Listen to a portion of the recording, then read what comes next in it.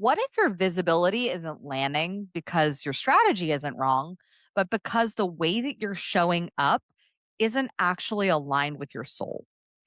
In a world where entrepreneurs are constantly told to be more visible, post more content, get on more podcasts, myself included, the real question becomes how do you show up authentically in a business that fulfills your soul, that makes you feel like you're living from purpose without losing yourself in the noise of marketing, tactics, strategy, and expectations?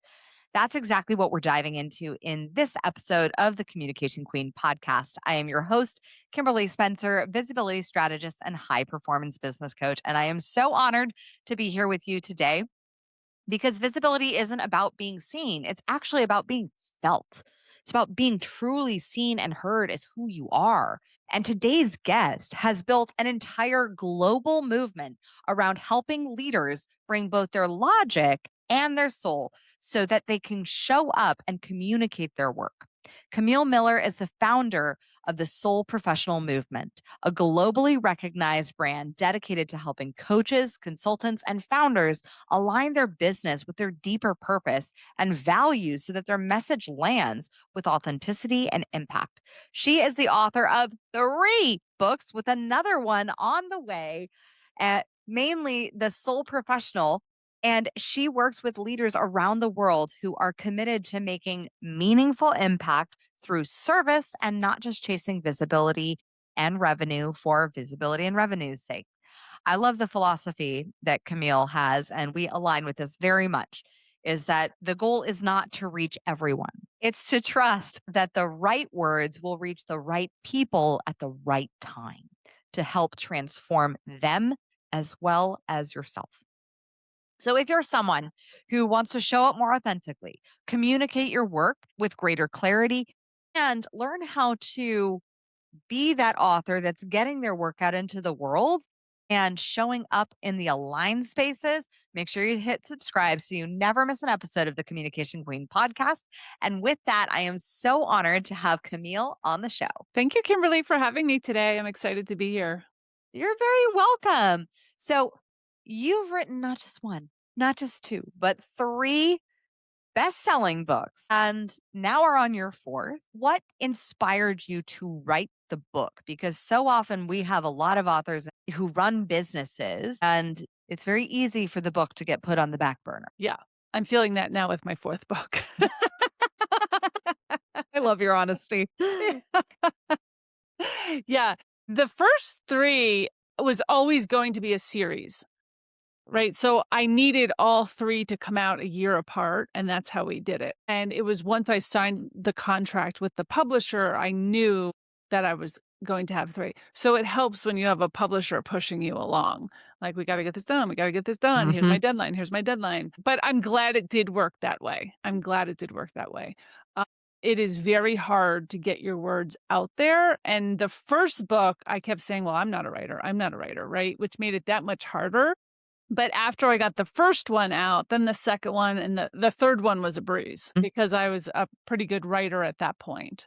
So it was a little bit easier, but it's mostly just hitting those deadlines. So the 3-part series is all about building your soul aligned business. Well, the first one it's called the Ultimate Guide series. And it's the ultimate guide to building a soul aligned business, the ultimate guide to becoming a successful soul professional, which means the growth part. Like, once you build it, how do you actually make money so it's sustainable? And the third one's called the ultimate guide to leaving your legacy. And it's Mm. about you're leaving your legacy anyway. So let's do it with intention and create that ripple effect in the world. I love the fact that you really focus on soul. And what I found with a lot of spiritual entrepreneurs as they're working through soul, they get very caught in the feminine flow versus actually having masculine structure around the entity that is their business. When when you're navigating this and I see like you're nodding like you're like I want to know this. Where do you see soul-led entrepreneurs get really stuck in the business building of building their business? Yeah. So I often hear like, I just want to be in flow. I just want it to happen. I don't need to know the how. And I was like, well, if you want to build an actual business and create money, you do. Right. So business requires both the feminine and the male energy. Like it just does. And this is regardless of gender. The masculine energy is your ego and it's the structure and it's the a little bit of the hustle and the grind and the knowing what you want, right? Where the feminine is more about the collaboration, what feels good in my body. I always say it's not just the alignment of knowing where you're going, but it's the coherence of does this feel good to me? And that's where authenticity comes in. The feminine is more about creating those relationships and being you, and that's flowing in the world. But you also have to have the structure behind it. So Hmm. my work really blends the two of them. The soul professional movement, many people are very successful and accomplished professionals in the corporate world or some structured job. Before they're going, wow, that doesn't really make my heart sing. Now that I've made the money or have the title or whatever, how do I really start to impact the world? How do I have more of a ripple effect? Because I want my work to be more meaningful. And that's usually when they start to find us. They're seekers in the world, but they're hiding, right? Because they're not talking about it out there, but they just know they're meant for bigger things. They might not know what that looks like. Or, a lot of times they're like, I just need to find my purpose. What is my purpose in the world? And the interesting thing is, you're probably doing your purpose. You're just expressing it in a different way. So it's how do you express it differently in this next chapter? I love that because I too have had as a coach, many people say like, I want to have my purpose without abandoning myself. I'm like, well, how standards are you abandoning currently? I think that Yeah. also you touched on the authenticity part of, visibility, putting themselves out there, getting started as a business owner. I'm curious when, you know, a lot of visibility sometimes doesn't feel good, especially if you're just getting started. Like I'm on a show coming up in July and I'm gathering a lot of B-roll currently for that Mhm. show. And I found my first pageant girl, question that I had to Okay. respond like in public. And I'm Okay. looking at, I'm like, it was about authenticity and about being authentic. And I'm like there and I'm stumbling and fumbling and it's so cringy and it didn't feel good, and obviously there was certain programming that I was dealing with at that time that was, like, not aligned of what I was saying was not actually truthful because I wasn't actually being truthful with myself. But how do you support with, leaders as they're venturing forth, putting themselves out there in their business? And, visibility doesn't feel good at first. Like, when you start putting yourself out there, it can feel scary. I mean, there's a reason why people fear public speaking more than death. Yeah. I always start to ask questions about like what doesn't feel good? Why doesn't it feel good? Right? Cuz sometimes it doesn't feel good for all different reasons, right? It's not I don't think it's the same for everyone. Mhm. Some people Yeah, just don't like to be on stage, right? Some people are like, "Well, I don't want to sell," or I hear this all the time in the spiritual world is, my gifts come to me so naturally. It feels like weird to charge for them. And I'm always like, "Well, a brain surgeon charges for his service, aren't right?" I'm like, "That makes no sense." And trying to get through those limiting beliefs. There's usually something deeper.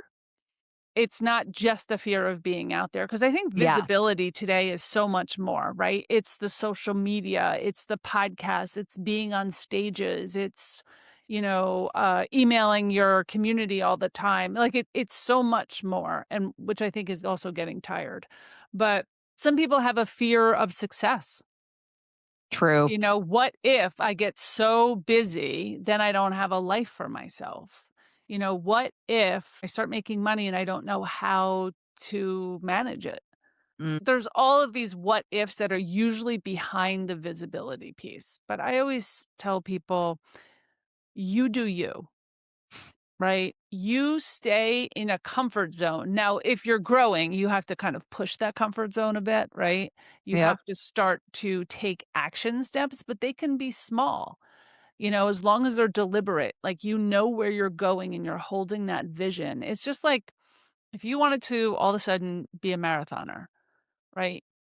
You don't just go out running one day and see how long you can go because you'll get hurt, right? But maybe first you buy some sneakers, right? Get set up, get the right equipment, get a coach, Mhm. start walking around the block, right? And then maybe the following week you could run around the block, even halfway, right? So it starts to take baby steps. It's not having this huge vision of this is where I'm going. You're not getting it tomorrow, Yeah.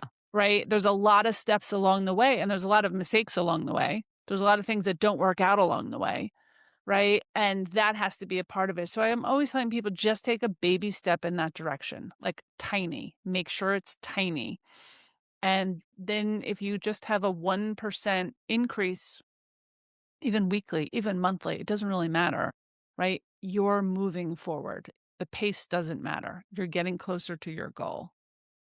What role have your books Yeah. had for your business on making that incremental progress and that growth? Or were your books more like a quantum leap for your business? No, they are not quantum leap. They're very structured. The first book is the how to create your business. And I use this with my clients is really just creating two columns and there's strategies in the book. You create two columns. This is what I want. This is what I don't want. Right. Like I don't want to work on weekends. Like for me, I came out of the not for profit world. So I didn't want to work with boards anymore, right? But I still love that advisory capacity, so I have an advisory board instead of a voting board. Mm, But writing down what I wanted flexibility in my schedule, right? But, I don't wanna work nights or weekends, right? So you just really write down what's important to you moving forward as you're designing this business and what you absolutely don't want. Right, because those are non-negotiables. Don't mhm, want it, don't put it in your business right now, right? And it could be like group work, or I like one-on-one work, or I like cohorts, and as you grow, that changes. I think that's the most important thing. As you grow, it changes because you grow, your clients grow with you, right? Because we attract who we are in the world, and we mhm. have to let go of what no longer serves us. Is if it doesn't feel good, we let it go. Yeah, Right? So constantly checking in with, is this really what I want to do going forward? Which is a great yearly strategic plan thing. Like, do I still want to have this program? Is this program still in alignment with who I am and where I'm going? And constantly redefining even what that looks like. And that's yeah. okay. I love that because you're talking to someone who, like, back in 2020, I had 9 courses and 2 memberships with our coaching company, Crown Yourself, and I was like, "No." And then I found out I was pregnant with my 2nd son, and I was like, "Hell no."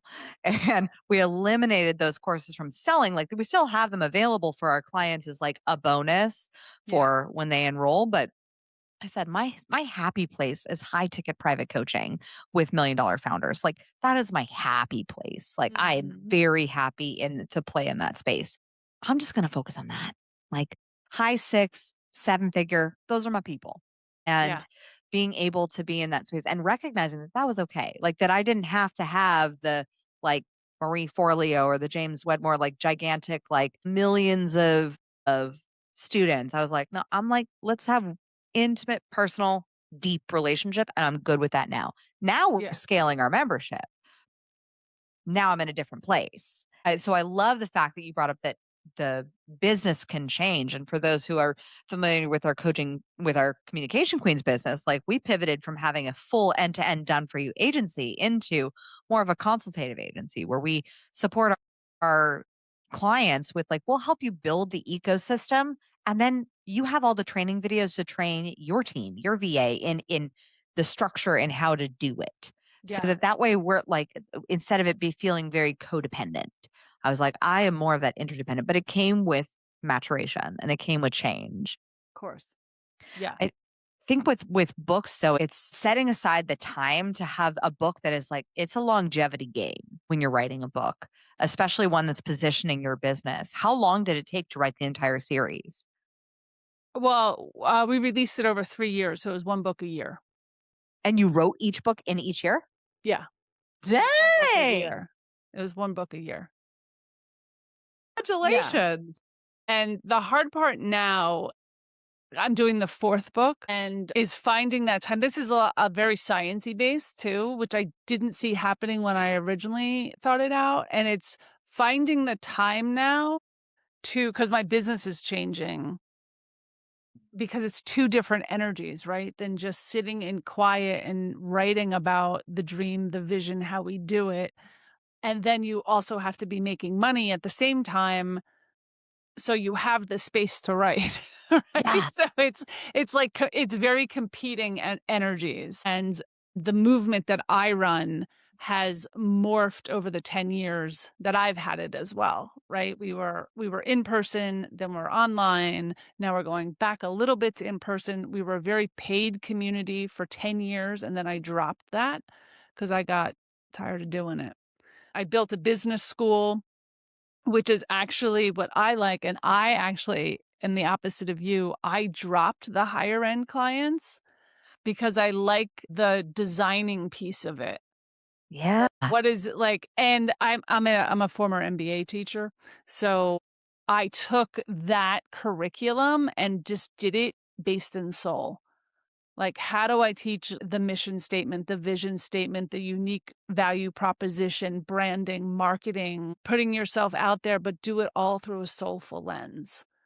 And So that's when I created the school, because my first love is teaching. I It's love not really one on one work. and there's the power. That is Yeah. why competition and like is so silly. Yeah, We each have our superpowers, and what I love is exactly. how you framed it, that you did it through soul, and I would love to give our audience a little bit more insight as to what that means. Yeah. So, like I said, I was a former MBA professor. I am very logically brained, right? That's how I see structure. I like structure, but I'm very soulful, right? And I do believe in the universe and spirit and guidance, and I'm very intuitive. So I had to blend these 2 worlds, which was hard for me. Who do I attract? These very logically brained people that are going through an awakening and are like, Mhm. I want to do something else with my life. How do we do it? Right. So the first part of me working, usually it's in my business accelerator is my signature program now. But the first few weeks is about learning who you are, right? What lights you up in the world? We try to help you find your purpose. Like, what have you always liked doing? How do you see yourself in the world? Who would you like to influence or work with? Do you like groups? Do you like one person? And we spend 3 full weeks just developing who you are. So then we can start to put it, because a lot of people are like, this is the way it has to be. And I'm like, it doesn't have to be like that. That's not the way business works. Right. I mean, we've been told a lot of things that aren't true. Mhm. Right. Hence why I no longer work in formal education. Right. So I was like, we know that that's not true anymore. And really listening to people and assessing their skill set. Mhm. Right? I work with a lot of like doctors and lawyers and CPAs, lots of engineers. I've worked with government employees. And it's, how do you take your unique gifts? Now, some people have very unique spiritual gifts, right? I worked with an FBI analyst who reads Akashic records. What? Yeah. Oh my god, that's So wild. that seems to be like my specialty. And I'm actually releasing a podcast that I started to have with the called Global Conversations, because these were just like unbelievable, right? A Yeah. school dean in a Catholic school that's a medium. How do we blend these 2 worlds in a way that's really comfortable? How do we talk about it? Those are extremes, but I've had a lot of doctors that are just like, I didn't become a doctor because of this, Mhm. and now I know this is true, right? I worked with a psychiatrist, an MD, that does like Tibetan chanting and gong work and sound healing. She's like, it actually works better than medication, but it's not allowed through her license. So how do we look at that? How do we reevaluate? And, some doctors let go of their licenses, but I see it a lot in therapy. A lot of Mhm. therapists come through, people that have been in structured environments, and especially healers, right? That have become healers for a reason, but now the system doesn't allow them to actually heal.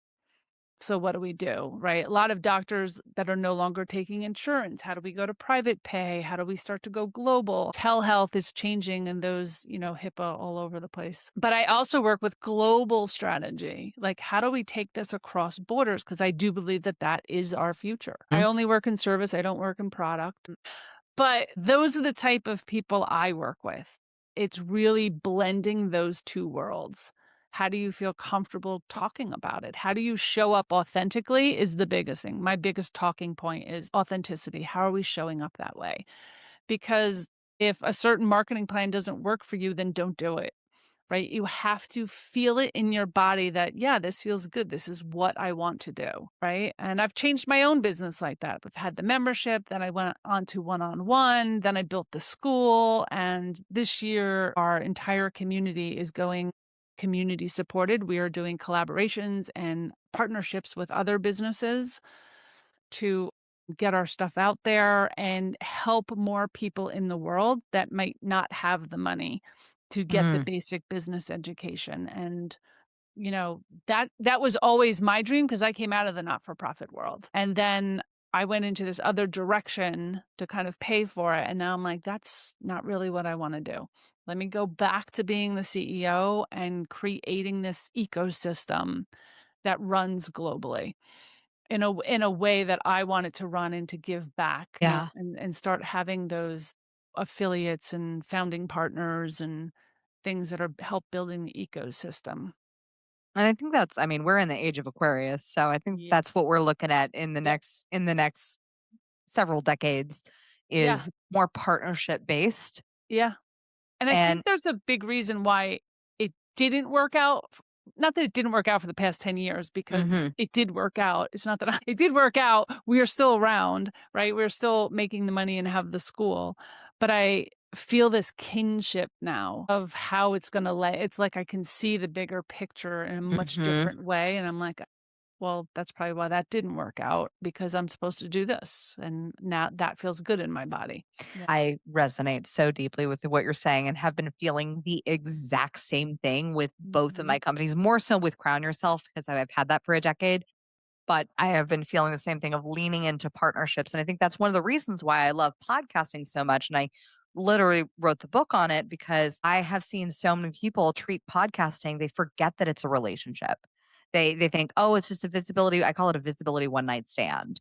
And they go on and there's like there's the connection beyond, but there's the interview and then there's like nothing beyond that. It's like you never follow up, it's like Yeah. you ghost the podcaster versus like how do you really build like like they could be your gateway drug into building long lasting partnerships. And we built affiliate partnerships from podcasts and whatnot. So I'd love to know, how are you leveraging podcast guesting in your business? Yeah. So it's been a big part of my business over the last year. So I had a podcast for 9 seasons. I also closed that down at the end of 2024. And I was like, I'm going to start being a guest on other people's podcasts because I always felt like there was another one in me, but it was changing. Right. Mm-hmm. So I set the goal last year to be on one a week for the entire year. I set that goal like April 1st. But I was on 50 podcasts last year. For me, I love it. But what I did learn was when I pitched myself to podcasts, especially the big ones, right? No one saw me. But when I started asking people that I know or that I meet, hey, my goal this year, and sharing my goal this year is to be on a podcast a week. Is there anyone you can introduce me to? I started getting introduced. That's how I met you.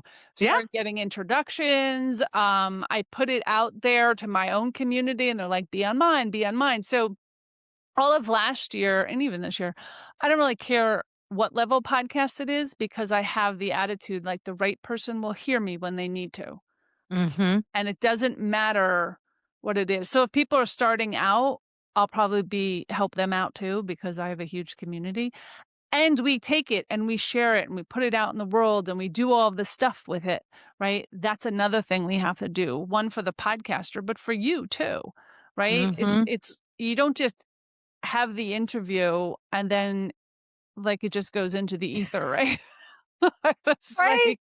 There's so many things you can do with it, right? And cut it up and do all of that. And that is literally could be your marketing. People hear me on podcasts all the time, and I don't really know all of the audiences, but if they're curious enough, just like when I listen to podcasts, if it's curious enough, I'm like, huh, who is that person? What was their book? Let me look it up. I buy books that way, right? Same. So yeah, yeah, so it's just so interesting the way it works, and yeah, and this year, 2026, my goal is 60, which isn't that hard, it's only 5 a month, Yeah. which I It is not yeah, that it's not hard. hard. I think I have like Yeah, 5 this week. I have 4 this week, but I'm always like, in June, I'll probably do less because 'cause I'm gonna travel a little, so it all works out, Yeah, and making that space for it yeah, and understanding like when the season of push is, in essence, of like kind of like I think of it like visibility birthing. Like sometimes, especially if you're like prepping for a project or a launch or something and you know something's coming up, like that's why I'm stacking podcast interviews now because I know we have the show releasing in July exactly. and then a book releasing later this year. So I'm like it's prepping the stack in essence. Yep, we do the same. How did podcasts play into each of your book launches for those 3 years? I was definitely on podcasts, but I didn't make it the core of what I do marketing wise. But I'll tell you now, my books still sell. I mean, they sell all the time. People find me Yeah. through my books all the time. So obviously it's working, right? But I don't go on any podcast with like a big mission to sell my books or to talk about Mhm. like it just I just be me and those that resonate come check us out. I mean, we're a free community, so it makes it kind of easy. And that is like, I'm not surprised that you've had the success that you've had with leveraging podcasts and seen the results from it because of that attitude. Because I've seen so many leaders who come in and they like have the expectation of like, I'm on this podcast, I'm talking about the book again, and here I am. And it's not an organic conversation. It's very like almost, it's very rehearsed. And you as a Yeah. guest are just so authentic and you're just bringing such presence and energy into the experience of just getting to know each other. Like, I'm not surprised that people resonate and just end up buying your books. Yeah, thank you. Yeah. I look at the books as like kind of like a business card, right? That's not how I really make money.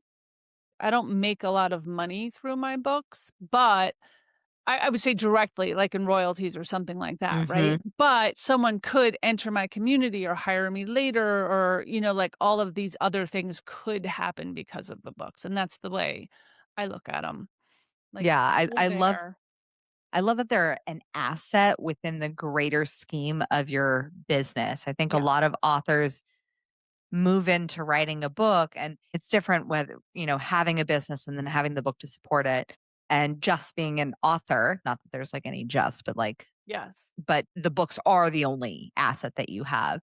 Yeah. And I'd love to know like how does the book and your marketing like feed into the ecosystem of your community, feed into your business accelerator and the school that you have.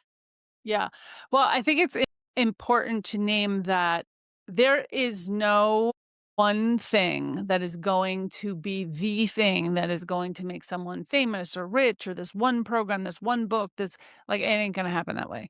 It's not going to happen, right? And I think a lot of entrepreneurs put a lot of focus into whatever that one thing is in this moment, this one program, this one retreat, this one and if it bombs or if it doesn't really work out, they're starting from square one again. Mm. So for me, it's having a lot of different really ecosystems, right? Or places like some people come to me through my networking events because they're global. Some people come to me through the books. Some people come to me through my YouTube channel. Some people come to me because they heard me on a podcast. I do a lot of writing too. I've had people, through Substack or I have a LinkedIn newsletter that I do. So I'm writing essays right now to flush out ideas for the next book. Love it. That's how I I did see my what TED talk. I see what people resonate with, and I'm like, "Oh, well, that got a lot of comments." Yep. Or speaking. I speak for a lot of communities. I speak on stages. So there's so many different ways that I show up And none of them is the intention to sell. It's more of an awareness piece, Mm, right? People naturally attract to me, and I know that. Or I should say the right people, right? Those that I don't attract, that's fine. They're not supposed to be attracted. Like I never do a hard sell. I'm never convincing people. I don't do the hard close. That's just not who I am. I always tell people when you're supposed to work with me, you'll know it and you'll tell me. Right? mhm. And I'm only gonna work with you if you're a hell yes. I am not convincing you to work with me because you will never have the results I need, right? So I work from that space and it works, but having a lot of revenue streams or visibility streams, I should say, Mhm. right? I do a lot of partnerships, and sponsorships and cross promotions and this year we're actually doing so much more of that. We're looking for people to line ourselves up with, and I think that's a good way to go. I love how you highlighted some like the drum that I've been beating for a while, that it's never like the press. I've been on New York Times billboards twice in the like once in the past each year. I'm like, Mhm. it's a theme. I'm apparently going to be on another one again this year. I'm like, we're just going to keep going. But it's never the press that comes from that. I tested it when we launched our fart book, the Yeah. children's fart book. And I thought, like, let's see how many sales actually come from this one piece of press. And it was not like, didn't get any crickets, got sales from the press. So, like you said about like repurposing the podcast interview, sharing about it, like continuing to leverage those assets. And you're doing such a magnificent job. I'm not surprised that your community has grown as fast as it has and like is as robust as it is and global, because just how intentional you have been with leverage, which I Yeah. think a lot of business owners miss. Yeah, I missed it for a while too, so Same.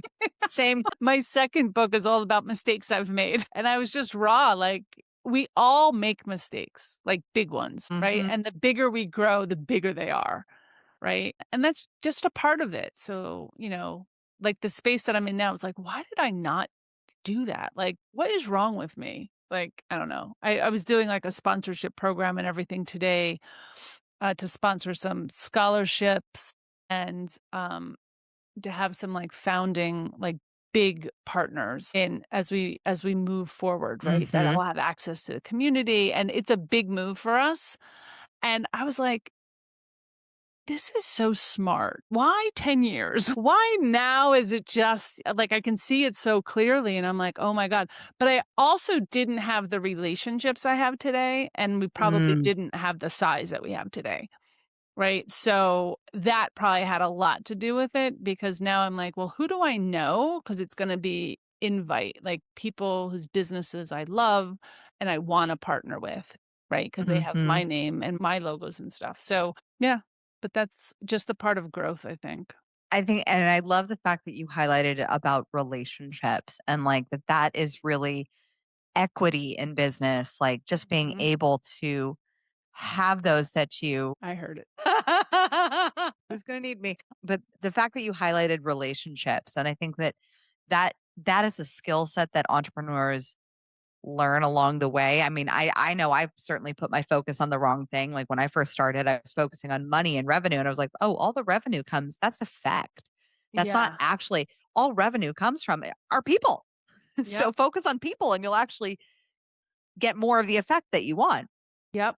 So when is the next book coming out? I wanna say the ends of the year to the beginning of 2027 because I really need to create the space to actually be writing more of it. It's all outlined and done, and I pretty much know all the chapters, but I really have to get in there and keep writing. Mm, But I also have this, divine feeling it'll be out when it's supposed to be out. It's gonna hit at exactly the right time with exactly the right words for exactly the right people. one of the things I love about you, Camille, is how much trust you have.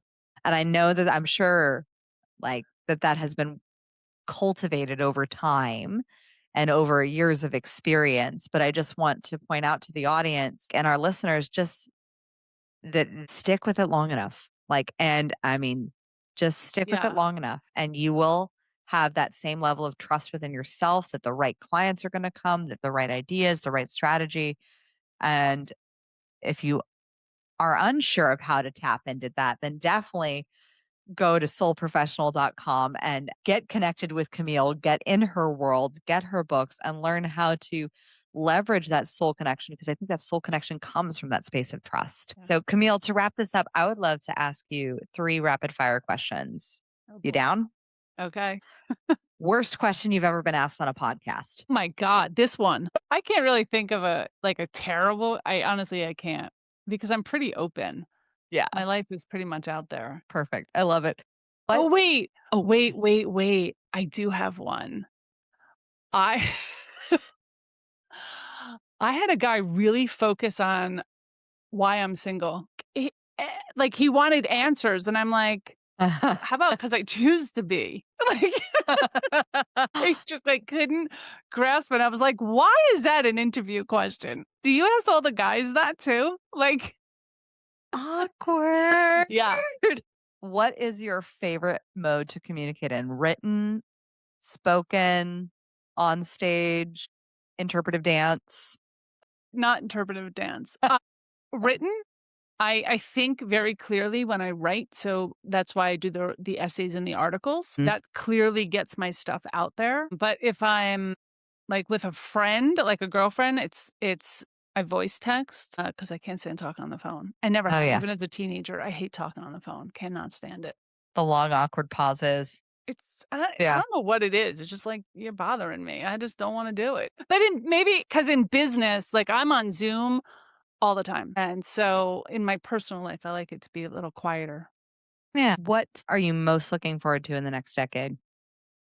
Ooh, that's a good one. I feel that I have reached this point in my life of pure gratitude and abundance and surrender. Surrender is like my big thing right now. Like, I'm just surrendering. Like, I'm so excited to see what happens, where I end up. Like, I feel like a move is in my blood, which a year ago I would have said, there's no way in hell I love where I live. And I'm like, something's changing. So my surrender is more about just being open to everything that's possible. I Love don't it. know what it looks like. I don't know what it looks like, but I'm old enough that um in the next decade, well, not in the next decade, in like 2 years, I will be 60. So No. I just feel like, yeah, I just feel like I'm leaning into my wisdom and just wanting to be there. Amazing. Amazing. Never would have pegged you for 60. I'm not there yet. You're not there yet, but like not even close. And I love the fact that you are leading the way as a wise woman Thank you. for future generations of not just entrepreneurs, but like women in general, and showing what's possible That's a when good you book. That's a good book title, Wise Woman. feel free. Feel free. Go ahead. It's like, huh, You heard it here, that folks, on the Communication Queen podcast. it definitely resonated. If you love the work that Camille is doing, I highly, and you are deeply wanting to get more connected to your soul, then head on over to soulprofessional.com and explore their community, get connected in with her resources. And as always, my fellow sovereigns, your story has the power to save at least one life. So go out there and let your voice be heard. Till next time. Thank you so much for listening. If you love this episode, subscribe, leave us a review, and share it with your friends. For more tips on guest podcasting, storytelling, and communication strategies, follow us on social media at Communication Queens Agency and visit us at communicationqueens.com. I look forward to seeing you in the next episode. And in the meantime, remember, your story has the power to save one life. Let your story and your voice be heard.